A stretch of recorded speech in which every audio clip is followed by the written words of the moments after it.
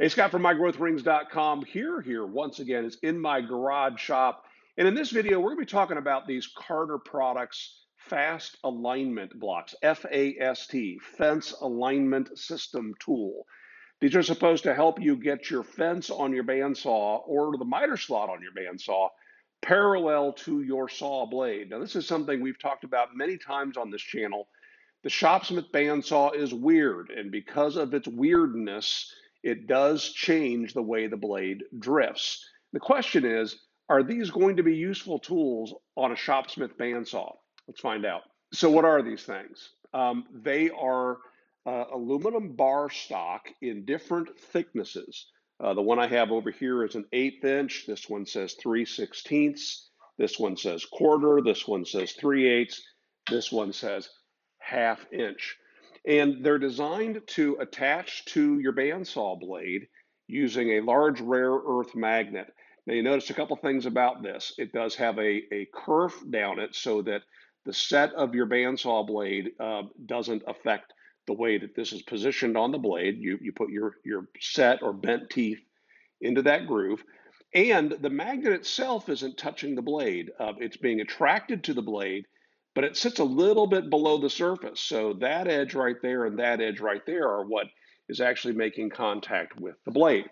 So for example, I have a 1/2 inch wide resaw blade installed on this bandsaw, and currently I have the 1/8 inch fast block. And what that is going to allow me to do is to determine exactly which way this blade might drift.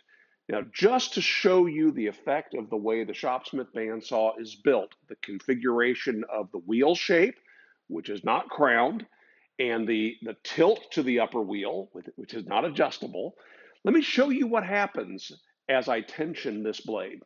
All right, trying to get you set up at the best possible angle. With no tension on the blade right now, you can see that we've got about 1 millimeter from the groove that's cast into the table here, and probably about 3 millimeters here at the back edge, and there's no tension on the blade. So let me take this blade up to the proper tension for a 1/2 inch blade.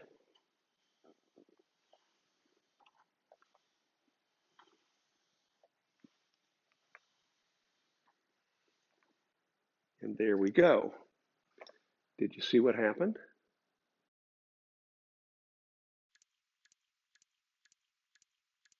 The blade has now changed its angle, which absolutely would affect the drift. Notice I am using the Carter ball bearing guides here, and they are properly set up. Let's give this a bit of a spin. Place it back on, and you can see the angle. So what does that do for us? Well, what it does is it eliminates the need to make that cut on a piece of scrap wood. I can bring my fence up now, and I can adjust my fence to match that angle. I could mark that angle on the table as I do when I cut a piece of scrap, but I have a physical device here that I can set the angle of my fence to. Now, the aluminum table bandsaw does have a fence like this. There have been a couple versions of this I've mentioned already, but you can see here, this one's going to clamp against the front of the table. And I use the set screws that are in the face of this for temporary misalignment of the fence. I did a video a number of years ago on the alignment of the 510 fence, and I talked a little bit about how the set screw in the face of that fence is designed for temporary misalignment. It's not there for alignment. If you want to get this fence square to the table, you use these screws right here. But for temporary misalignment, as we may need to do to accommodate the drift of the bandsaw blade, we use the set screws in the face of that miter gauge. Face of the fence head. What do we call that thing? I'm going blank. Anyway, in this case, this goes onto a rail that's at the back of the bandsaw table. It's there because if they put it on the front, they would have had to have cut it in order to allow us to feed the blade up. Words are hard today. They would have had to have cut that rail, so they have a continuous rail at the back, and that's where that is. All right, so I'm going to slide that fence over, and we'll clamp that down. Oh, look at the drift angle that I was last accommodating with that. I remember that was that blade that had been twisted. What a mess, huh? So we'll get this close, and then I'll bring that over and match the angle. Let me change your view here. So I'm just going to bring that close, and then I'm going to match that angle using the set screw until I can go either tight against that rail or maintain the same gap. What I don't want to do is I don't want to move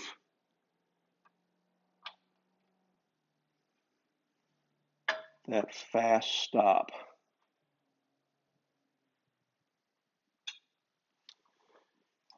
And that is now set at the same angle. Now, another thing that we can do with these F.A.S.T blocks is if we know a thickness that we're wanting to cut, we can stack these on each other. So that's now a 1/2 inch because I have 1/8 and I have 3/8. I can add a 1/4 inch here, and now I have 3/4 of an inch stacked up. The fence is already set at the proper angle, so I can move it around all I like, and I can bring this over and set that, and I am now set to make a 3/4 inch cut. To remove the F.A.S.T blocks, you do want to slide them up like so, since they are set into the set of the blade. Anyway, we're now set up to cut a 3/4 inch wide cut. That entire stack right there is 1 7/16 inches. So at first glance, that looks like that's sort of a one-trick pony. I mean, okay, like I said, I can determine the drift on my bandsaw blade using a method that does waste a little bit of scrap wood, and maybe I don't get my line quite parallel to the edge on the first go around. But you get it, all right? We can do without this.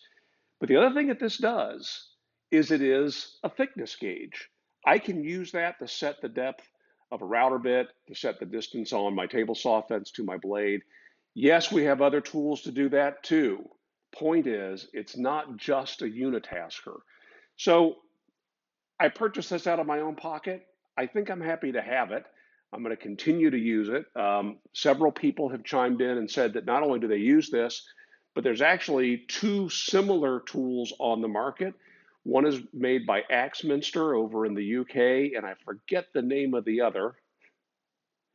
But those tools are designed specifically for checking to see if the blade has an angle to it, to adjust the fence or to adjust the table to match that. I would suggest, okay, you can do that one time if you want to get your Shopsmith bandsaw table a bit more parallel. But once you've done that, as you see, depending upon the tension, which also depends upon the width of your blade, the drift is going to be different. It just is. So we do need to check that if we're going to use a fence or a miter gauge. Oh my gosh, heaven forbid using a miter gauge. Using your miter gauge as a miter gauge to guide a straight cut is about impossible on the Shopsmith bandsaw because you would have to set the miter slot parallel to the blade every single time you adjust the tension on your blade. It just isn't practical. But if you have a cast iron bandsaw table, then you can use your miter gauge as the rip fence. So there is that. Hey, by the way, another topic that came up in talking about the bandsaw, several people over several videos have commented that the old cast iron table has a stamped aluminum insert, and those inserts do get damaged over time, and that either Shopsmith has stopped producing them or they're very expensive. I'm not sure which. I did have a chance to compare that insert with the one on from Chuck's bandsaw. My neighbor Chuck, he has the old cast iron table, and the Total Shop bandsaws I have here. And they are 100% interchangeable. So if you find one or the other, you've got an insert that you can use. That said, there have now been several people that have come up with an aftermarket solution. Some of these are 3D printed. This one happens to be machined out of solid plastic. As you can see, I've purchased several of these, and I even had my son 3D print one for me. And I'm going to play around with these and see if any of these are worth a recommendation to you. That said, I would love to have your input. If you've used an aftermarket insert like this on your bandsaw, tell me about it. Probably the best place to do that is there is on the channel here. If you click on the little round logo, the My Growth Rings logo, that'll take you to my channel. And there's a tab there that says Community.